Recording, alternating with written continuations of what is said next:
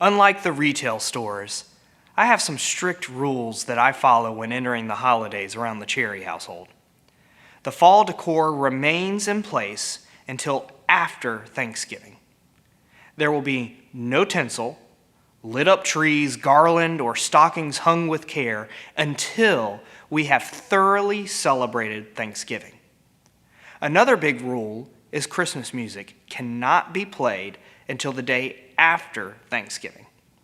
That's right, those radio stations that play Christmas music 24/7 have no place on my radio or in my playlists until after Thanksgiving, when we mark the beginning of Advent.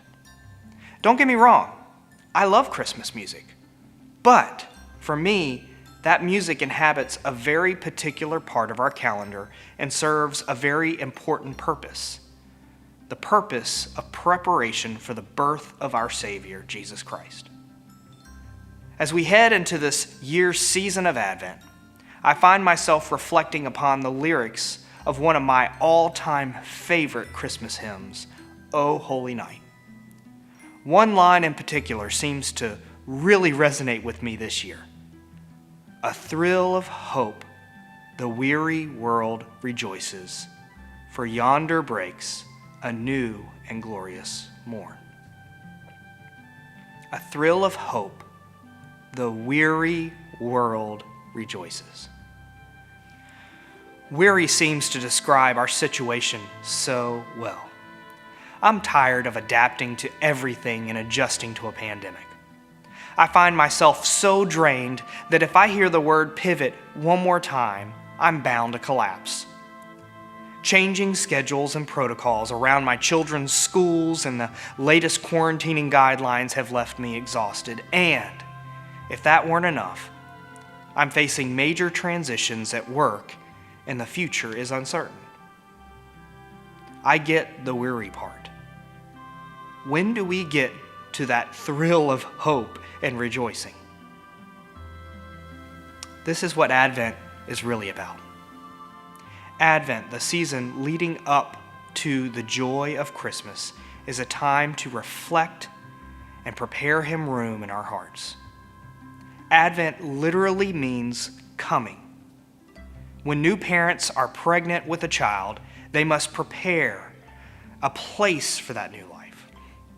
Baby showers are thrown and gifts of useful items are collected. The nursery and bassinet are made ready. Over 2,000 years ago, the people of God lay in wait. A Messiah, the chosen and Holy One of God, had been promised. When would God finally intervene? When would we finally know redemption?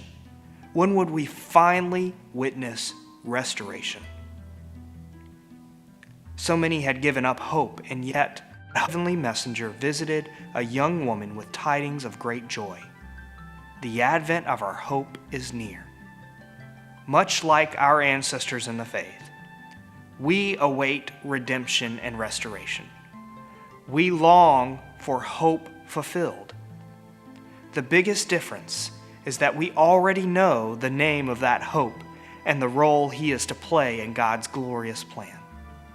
The question becomes, will we still cling to that hope and join together and rejoice, even though we be weary and uncertain? Can we set aside our weariness, our doubts, our frustrations, our grief, and our uncertainties and look to the manger?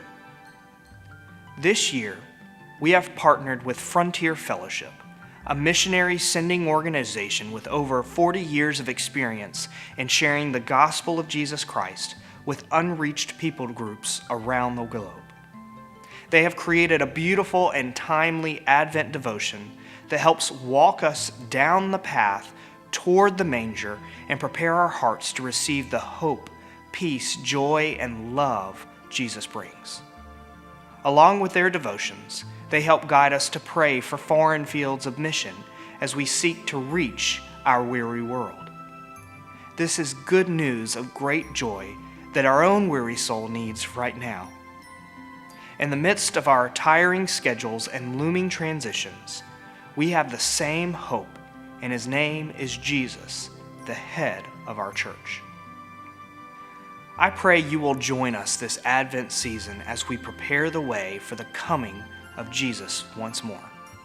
You can reserve your own copy of this awesome Advent devotional from Frontier Fellowship through our Advent devotional registration link or by contacting the front office. You won't want to miss it, church. Let us look with hope to our new and glorious morn.